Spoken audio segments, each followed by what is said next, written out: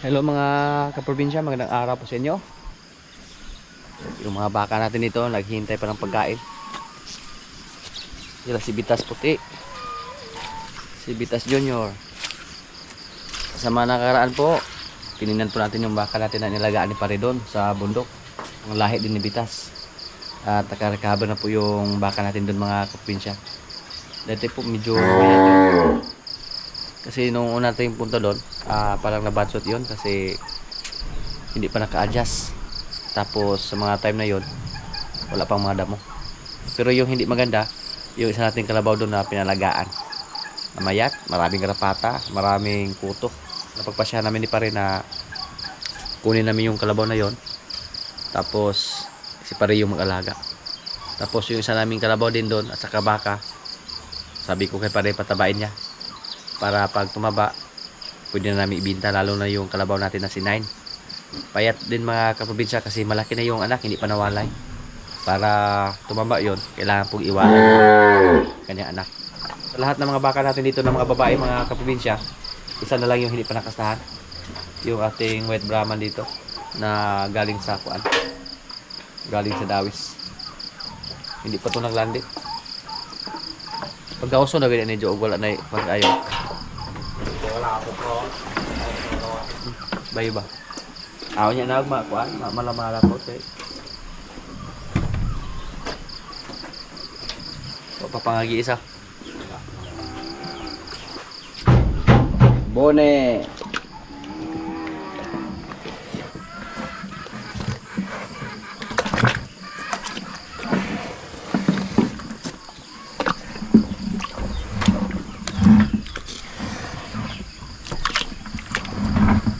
Malaki na si Bone mga kaprobinsya.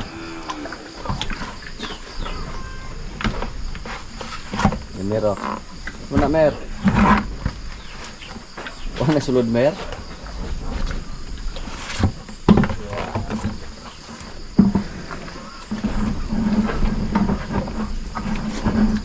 Hindi yan pwedeng makain mer. Baldi yan.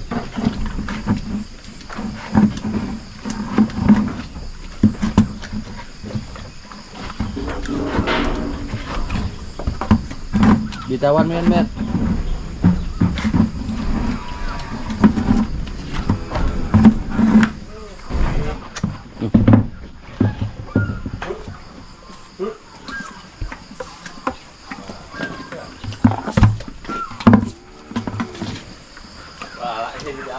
Tidak sa mukha o sukuan sa.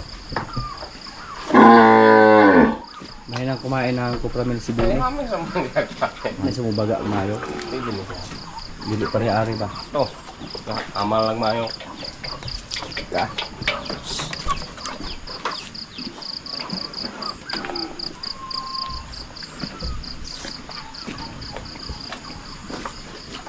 Di gid sa mukhaon sa. Tara. Gilis siya dagway. Di alam na ako na baka hada. Pero hurot in kumpay sa? Iya na yung kaon ko niya. Dahil kaya siya sa pahurot ko yung kawan ba? Ini kahapon hurot na iha kahapon. Sir gani ro. Kanang kahapon no guys. Ang hapon re. Ibo ni mga kaprobinsya. Dinagdagan na po namin yung kanyang pagkain.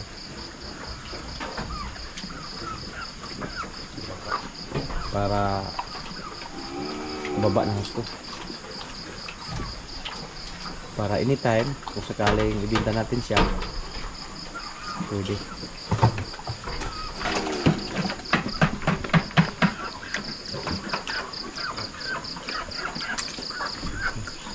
Ipilit-ili na gid siya. Ayaw niyang kumain sa baldi na itim.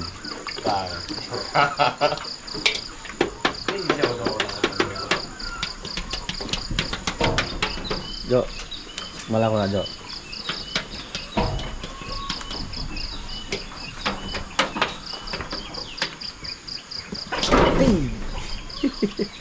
Pwede ari ito.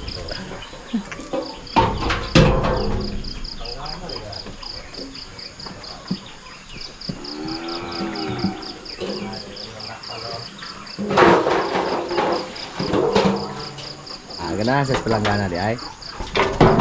Malatas siya mga naman din mo siya.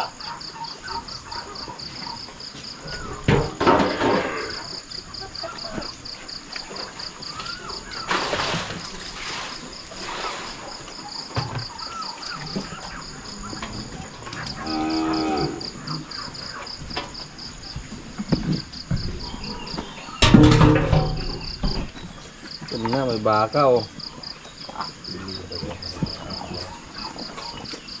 Pag ito yung damihan sa pagkain,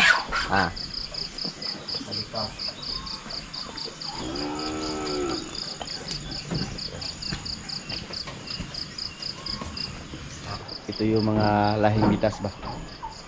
Si bitas po, resulta yun sa iay. Bali, 4 po yung lahi ni bitas mga kaprobinsya. Puro mga lalaki. Grabe no? Wala pong lahi si bitas dito na babae. Yung inalagaan ni pare, lalaki. Tapos yung nabili natin doon sa biyanan ni Luigi, lalaki din. At good news na po mga kaprobinsya kasi yung baka na inalagaan nila doon, okay na, goods na. Nakarecover na po. Nung una po, nagkaroon ng lagnat, nagkaroon ng sipon, hindi kumain. Pero buti lang kasi nagamot agad. Nakarecover na siya. At sinabihan ko po yung biyanan ni Luigi na paggawa ng maliit na kubo o kahit may bubong lang para pag palaging umuulan hindi mabasa yung baka natin doon. Iba po yung mga baka mga kaprobinsya na may lahing hybrid, napakadali magkasipon. Kaya yung isa nating baka doon, nakasipon siya nung palaging may ulan dito sa amin. Malakas kumain sa mga lahi ni bitas mga kaprobinsya oh. Si Bitas Junior wala na, ubos na. Bitas puti, dinilaan pa.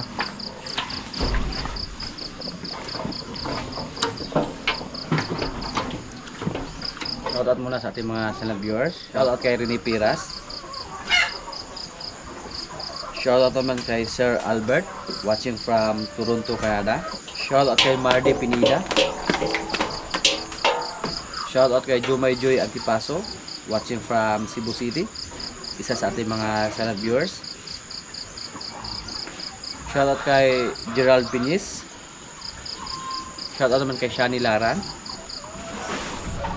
Shoutout kay Leonardo Panes. Shoutout kay Henry De La Torre watching from Finland. Shoutout kay Dong Tiyoy from Tandang Sura, Quezon City. At sa mga hindi ko po na shoutout, shoutout na lang po sa inyong lahat. Damo at saka napier yung pagkain nila ngayon. Arti kay kamukaon. Dili kay kamukaon feeds ha. Mahinang kumain ng feeds si Kuan. Pugi. Pag hindi siya magbago mga kaprobinsya, malaki ang posibilidad na malampasan siya sa mga lahi ni bitas dito. Yung mga lahi ni bitas dyan, grabe, napakalakas yan kumain.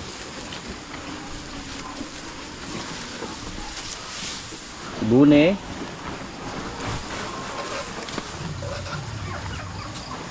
kung nabili pa natin yung baka doon sa Dulol Bakong, may katabi na sana ka dyan. Pero hindi po natin nabili.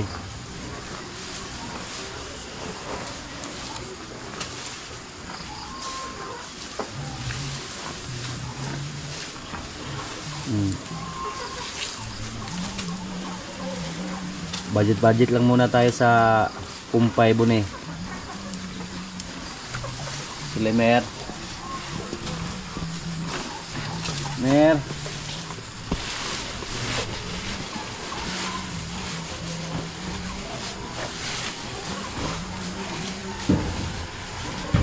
Ayos Mer ah.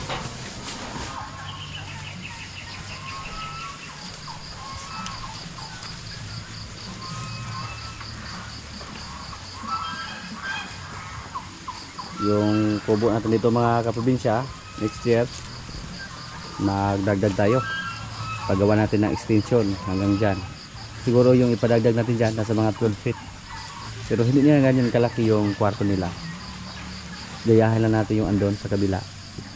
Yung kwarto doon. Kasi yung size sa kwarto doon bawat isa nasa 4 lang. 4 by 5. So, paha na to.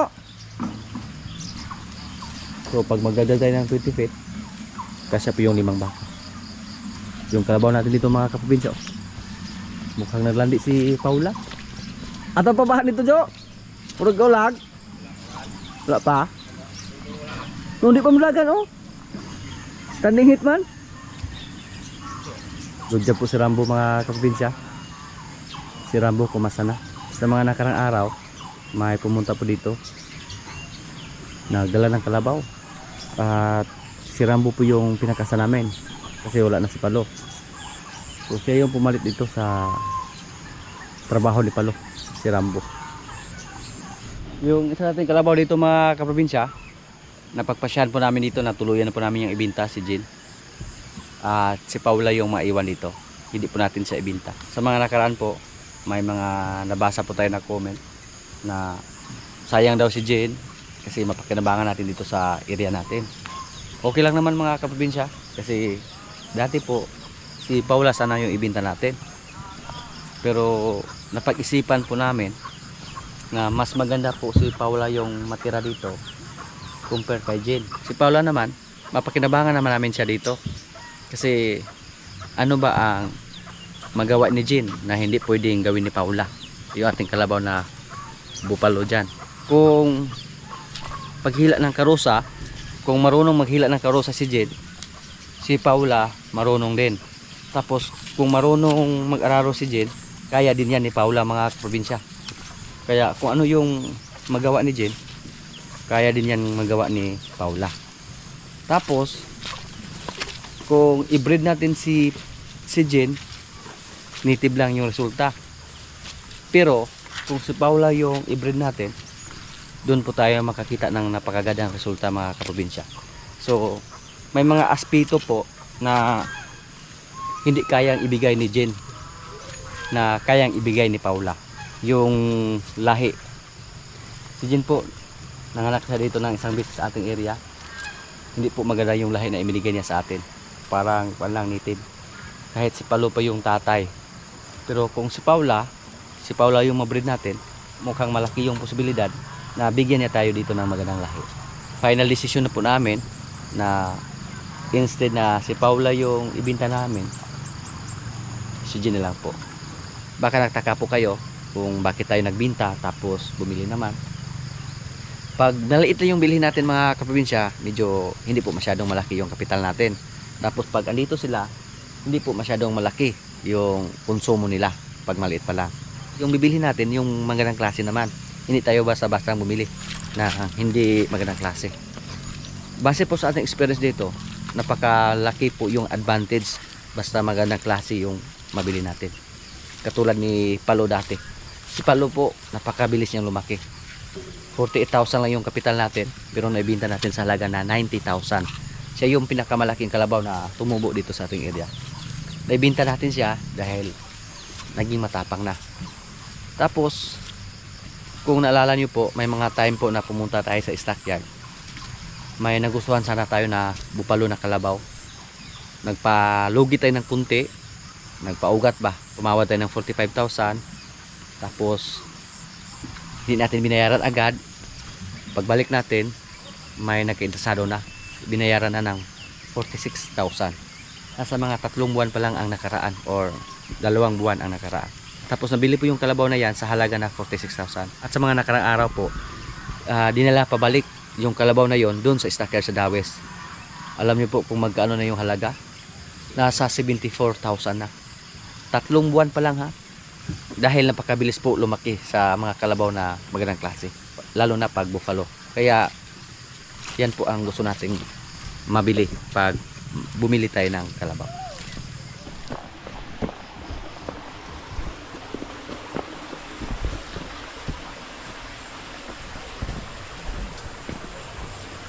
Yan, tingnan nyo po mga kaprobinsya, oh.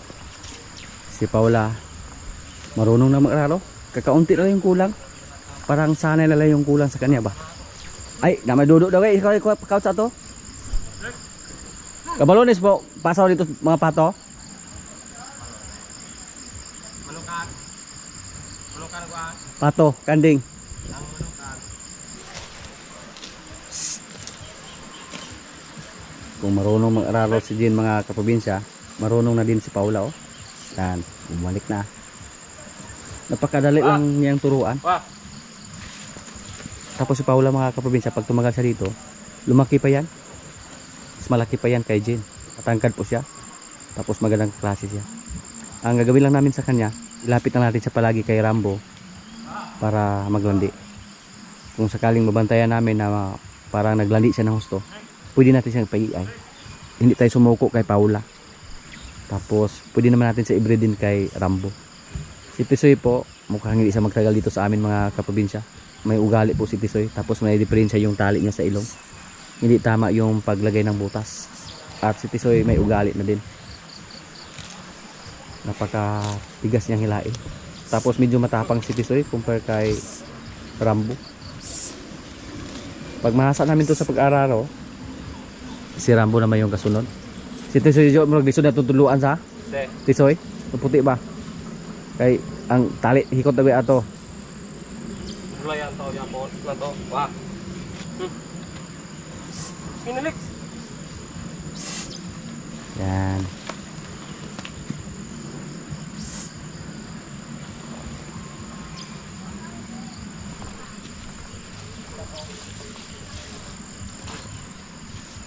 Si Paula mga kaprobinsya, pag siya yung ibinta natin, sos, mahal na yung abutin niya. Lalo na ngayon na may nalalaman na siya sa pag-araro. Hasa lang yung kulang. Kailangan po na araw-araw maka-araro siya kahit mga ilang minuto lang para hindi niya makalimutan. Gahit na gani Diyos ah. Gahit na gani. Ini. Ang pangis-pingisan na kani.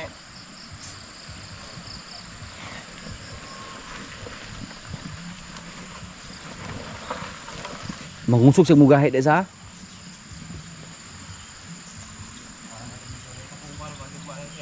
Yung kalabaw namin dito hindi lang mahasa ng husto sa pag-araro mga kaprobinsya. Kasi hindi po yun ang trabaho namin araw-araw. Hindi katulad sa iba ba na araw-araw po nila ginamit sa tubuhan. Araw-araw po nila ginamit sa mga malalaking asyenda.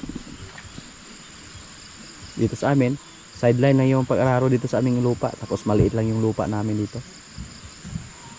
Ganyan na oh. Kamay. Yung area na to, ito lang yung gawin namin na training ground para sa ating mga alaga sa pag-araro. Hindi naman siya mahirap turuan sa pag-araro mga kaprobinsya kasi marunong na po sila maghila ng karosa. Unsa naman na, Paula? Bill! Bill!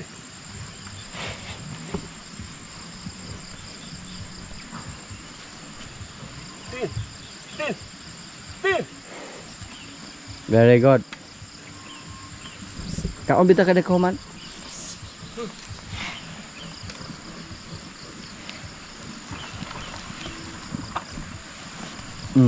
Wah! Wah! Wah! Walang tao. Ano? Siya. Hindi na kayo. Oo na na yung roll. Ano ba kayo tagdala ng roll?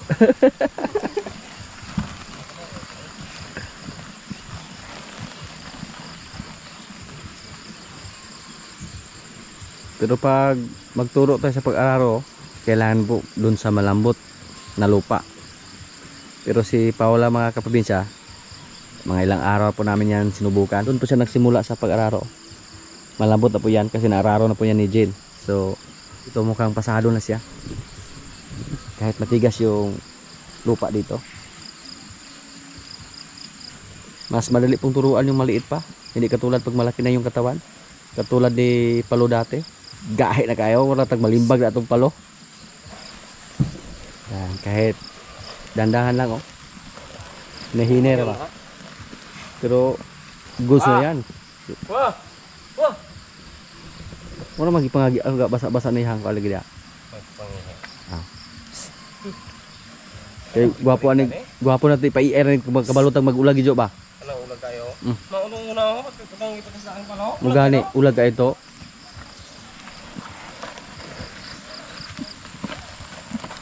Ay, vitamins din nato ni. Ay. Kumalma na siya oh. Kanina parang gusto pa niyang tumakbo. Bumilis yung paglakad niya. Pag mapapansin niya na matigas yung hinihila niya oh. Sanay lang yung kulang sa'yo, Paula. Hindi magtagal, masanay ka lang dyan sa trabaho mo. Goods. Whoop! Pa! Pero glain pa yung gamit niya, dili po sa mulakaw. Sige, ayo, tuplok. Ay, limahan ng karabaw ko di ay. Pero anad na. Okay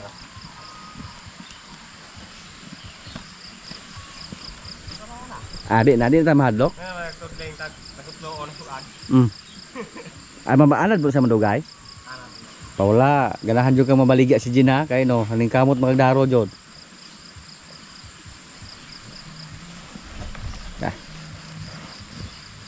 Lug Ang karabaw. Ako ka. Kagmay ka na mga des asinday pang kita mga kuan, mga baka. Kahimo mangani. Kagarik yan. Alo-alo ginong to gigamit jud. Pa!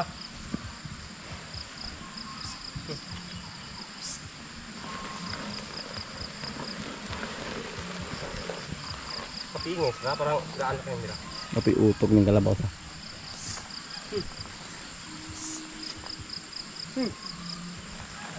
Pagka ginagmayra kay paano ka pinakuo?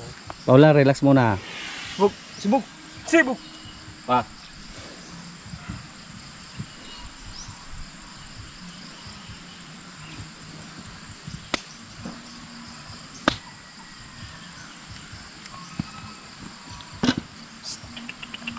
Tako kong kalabaw. May di na sa mulo ba nga daruhan sa? Naglag. Di na po sa mga paguyuran. Kanang magdagan-dagan na sila mukha nga siya.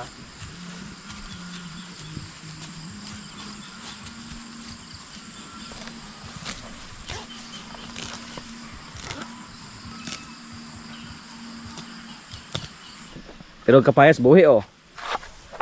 Bisaya lagi ni kapayasa. Pero mayroon kayo na doon pa. Yung papaya natin dito mga kaprobinsya oh. Pagkabuhay. Yan. Buhay na.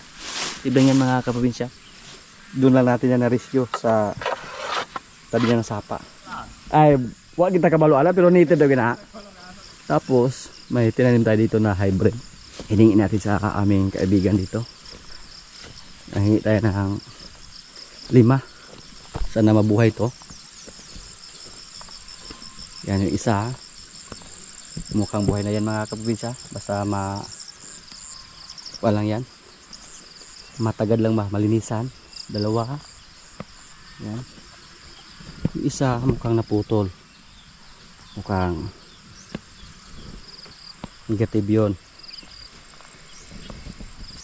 Palagyan natin ito ng pataba.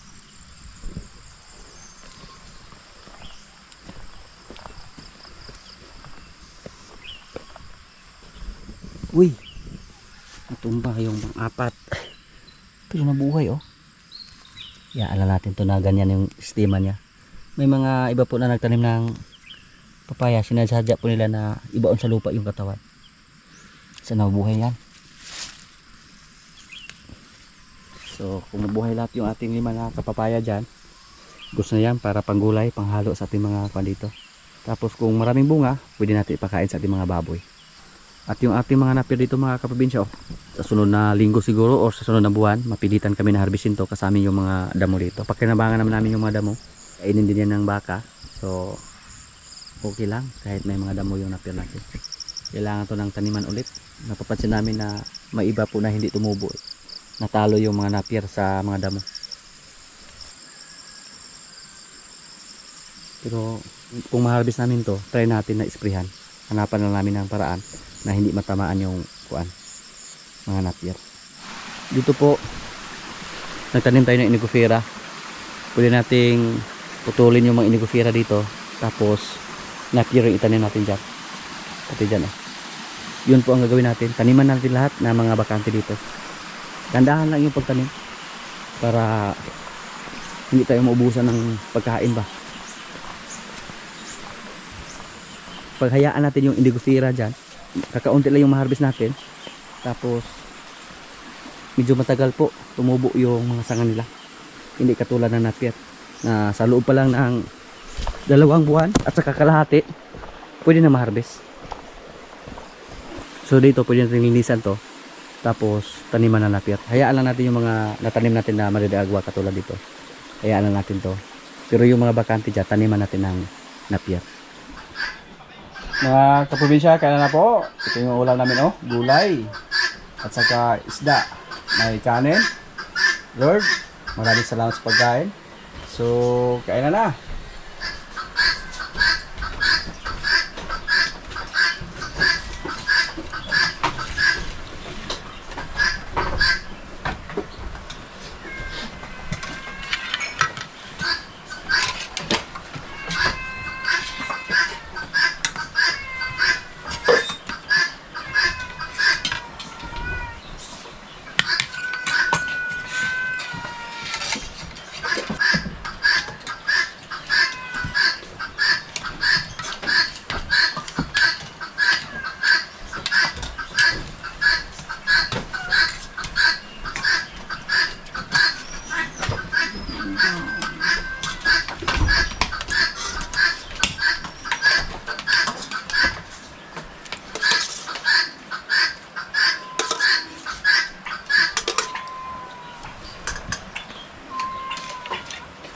Pumunta niya.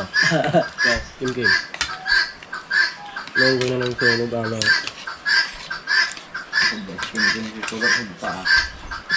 Susunugan yung mga kita. Kimke. Ya, sige mo hatag-hatag idlagya po nimo. Ay, ludo ko na ako na diha. Nagapika prog na ako kauban. Kaya gini ko ubang lagi. Mga tataga sa taon. Ikaw ba di? Dili idali mo na ba di? Bo? Dili mga away mo do. De. Mga away mo. Salamat si boy. Sayang ang ilog sa taon.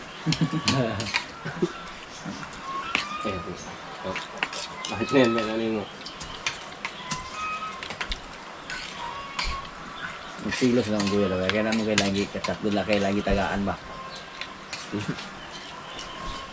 yung mga tag mo ba ikaw sa ungoy? No. Di, nagkatag mo dulot naman ko tatong mga lagi di. Nagkatag naman nagkatag. Wala sa? Kilo checks?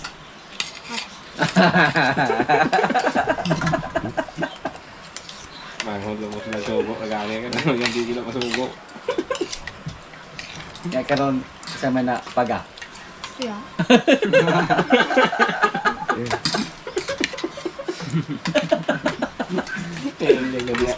Ano tagaan mo na sa laa? Butan na yun na Kasi gula buka mga ayo di. Hindi na kumang.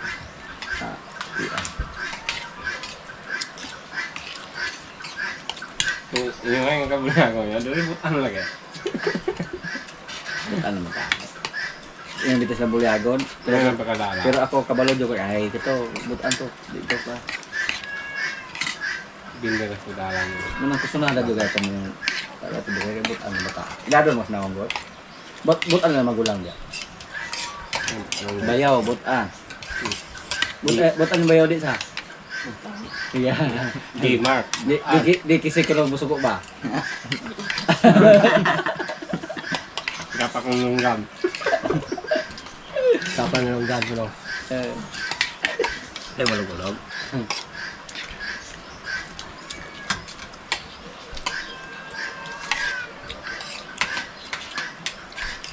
Siya to guys. Butan mo G-Mark. Hindi. Magbubuot. Dito pa rin gusto mo dahil. Dahil rasa. Din. Hindi na itong koy-koy. Medyo basa pa. Din nga katrabaho mo dito. Ano ka? Ang gapo. Ka-apply nila dito. Kaya yan po gigamit ako ngalan. Atulo po na narabaho dito ng taga-ayong mo. Kaya nga. Ako kasi sige. Sige, ma, tulog ka na po, ma. Yung mga Kailan po na ako nung trabaho dito. Kaya ito mga lugar ngayon, yung mga lublon, bigay ito.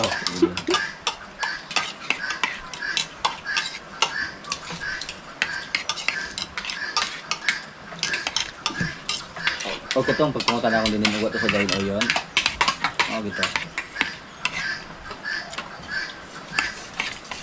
Huwag ka na dito dito.